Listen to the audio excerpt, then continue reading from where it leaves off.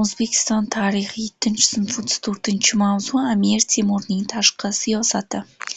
Amir Temur davlati bilan Vizantiya, Turkiya, Hindiston, Ispaniya, Fransiya, Angliya, Oltin O'rda, Mo'g'uliston, Xitoy kabi davlatlar iqtisodiy, siyosiy va madaniy aloqalar o'rnatdilar. Amir Temur davlatining tashqi siyosati o'z oldiga mamlakat xavfsizligini ta'minlash, qo'shni mamlakatlarda o'z ta'sirini mustahkamlash, Turkiya, Hindiston, Xitoy, Venetsiya, Ispaniya, Fransiya va Angliya bilan iqtisodiy elchilik, madaniy aloqalarni o'rnatish va rivojlantirish kabi vazifalarni qo'ygan.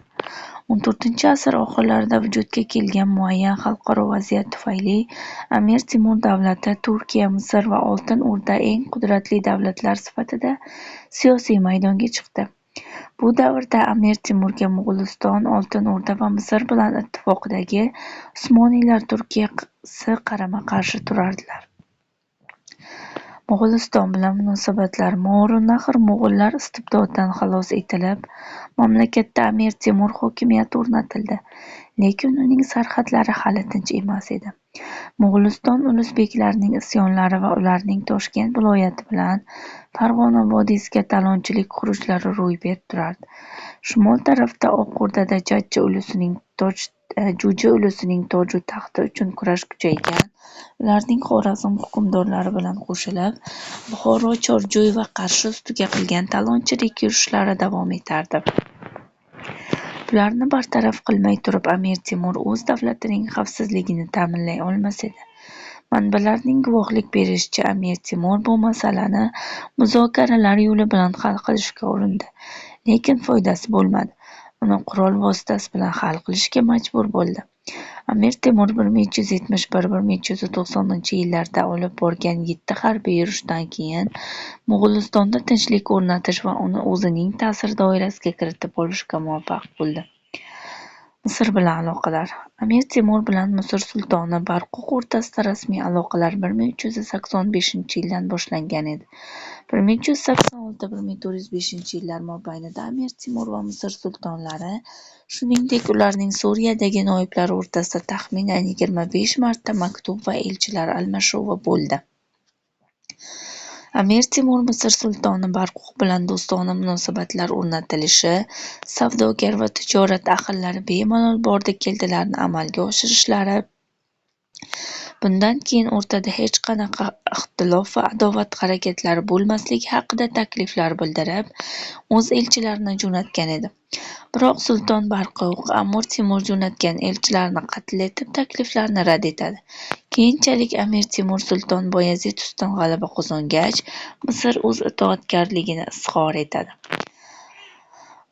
Oltin O'rda bilan munosabatlar. Amir Temur yordamida To'xtamish Oltin O'rda taxtiga kelgan bo'lsa-da, uning Movarounnahrga talonchilik yurishlari avj oldi. Bundan tashqari To'xtamishxon Misr, Iroq va Turkiya bilan harbiy ittifoq tuzib, Amir Temurga zarba bermoqchi bo'ldi. 1384-yilda To'xtamishxonning elchisi Misr sultoni Barquq bilan uchrashuvda Amir Temurni yo'q qilish taklifini kiritadi. Bunday taklifga shu yili Misrga kelgan Turkiya va Sivas elchilari mamlakatlari Amir Temurga qarshi bo'lgan harbiy ittifoqqa qo'shilishini aytadilar. Turkiya, Misr va Oltin O'rdaning o'zaro yaqinlashuvi Amir Temur davlatiga jiddiy xavf tug'diradi. Shuning uchun Amir Temur bu harbiy ittifoq harakatga kelishiga yo'l qo'ymadi. Amir Temur ittifoqchilarni bittadan safdan chiqarish siyosatini tutdi. 1395-yilda To'xtamishxonga, 1402-yilda Yildirim Bayazidga qaqshatqich zarbalar berdi. Xitoy va Hindiston bilan munosabatlar. Sharqning eng katta davlatlaridan Xitoy bilan munosabatlar Amir Temur davrida bir qator jiddiylashib qolgan edi. Bunga Xitoy hukmdorlarining urug' davlatchilik siyosati sabab bo'lgandi. Men imperatorlari Xitoyga qo'shni bo'lgan mamlakatlarni Xitoyga qaram mamlakatlar deb hisoblar edilar. Amir Temurning elchilari va savdogarlari olib borgan sovg'a-salomlarni esa o'lpon deb atar edilar. Temur ham Xitoy elchilari bilan shunga yarasha munosabatda bo'ldi. Klavexoning ma'lumotlariga qaraganda 1404-yilda Samarqandga kelgan Xitoy imperatorining elchilarini boshqa mamlakat elchilaridan yuqoriga o'tkazib qo'yilgan ekan.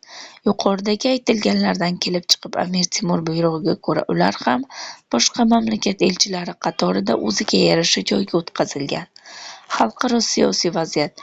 Sohibqiron Amir Temur jahon siyosiy hayotiga ham ta'sir ko'rsatdi.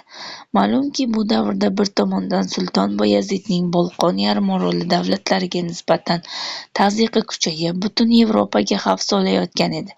Ikkinchi tomondan Boyazidning o'zi g'arbga tomon shiddat bilan siljib borayotgan xavfli raqib Amir Temurning kuchli tazyiqiga duchor bo'lgan edi.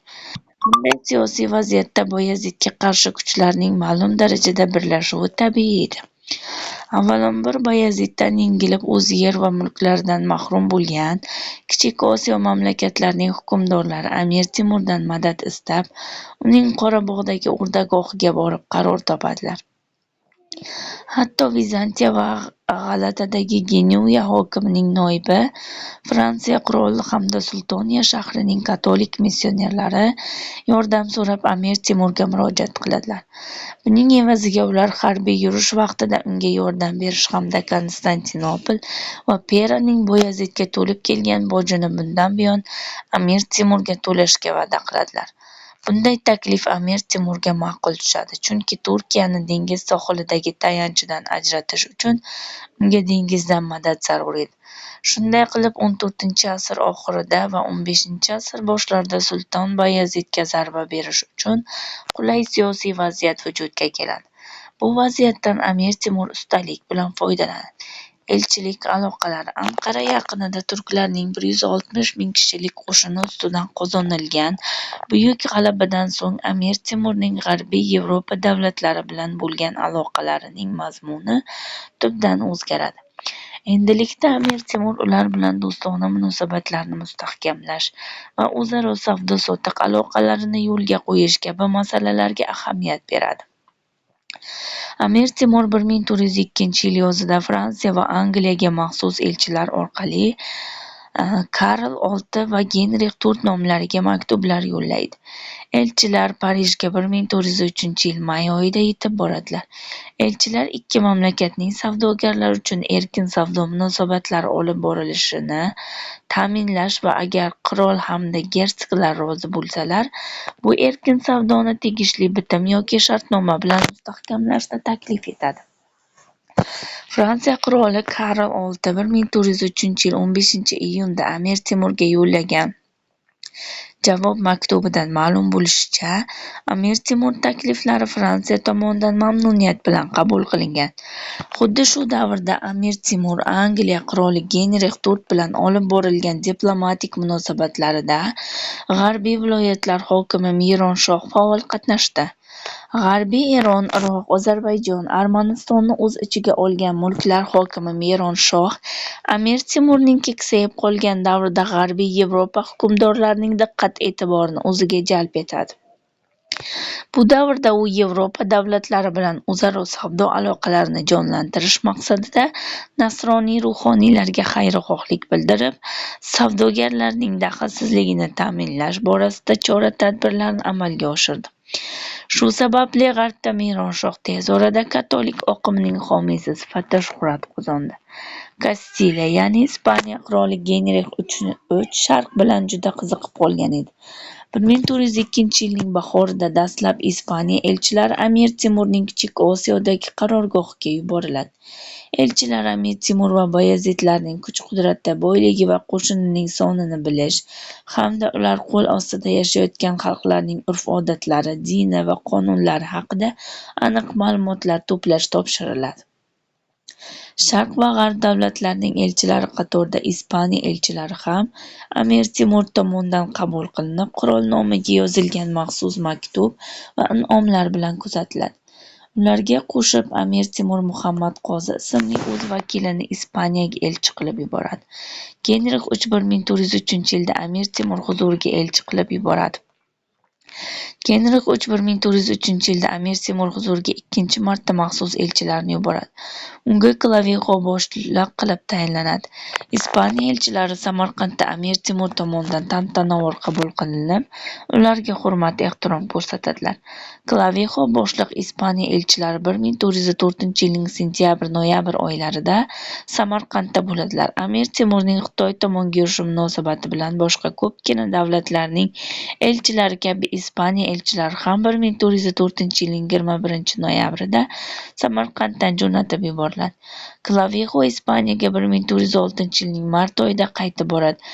Klavijoning safar taassurotlari Buyuk Temur tarixi, Temur qarorgohi va Samarqandga sayohat kundaligi nomlari ostida ispan tilida bir necha bor nashr qilinadi. Tashqi savdo. Amir Temur o'z davlati poytaxti Samarqand atrofida qad ko'targan bir qancha yangi qishloqlarni Sharqning mashhur shaharlari Dimishq, ya'ni Damashq, Misr, Qohira, Bag'dod, Sultoniya va Sheroz nomlari bilan atadi. Chunki Samarqand kattaligi, go'zalligi hamda tevarak atrofining obod etilganligi jihatdan dunyodagi eng yirik shaharlardan ham ustunroq turmog'i lozim edi.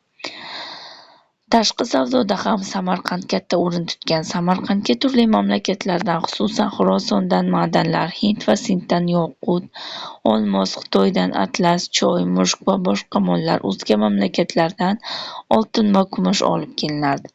Klavijo Xitoy poytaxti Xonbaliqdan 800 tuyalik savdo karvoni kelganini o'z kundaligida qayd etgan. Bu davrda Amir Temur va uning mahalliy noiblari Xitoy va Hindistondan O'rta Osiyo orqali Yaqin Sharq va Yevropa mamlakatlariga boradigan xalqaro savdo yo'li, Buyuk Ipak yo'lida savdo karvonlari qatnovi xavfsizligini ta'minlash bo'yicha muhim chora-tadbirlar ko'rganlar. Sharq bilan G'arb o'rtasida savdo-sotiq va elchilik aloqalari kengaydi. Bu esa Amir Temur davlatining tashqi, iqtisodiy va elchilik aloqalarining barqarorligiga olib keldi. Bugungi mavzumiz shulardan iborat edi. Bizni kuzatishda davom eting, like bosib obuna bo'lishni unutmang.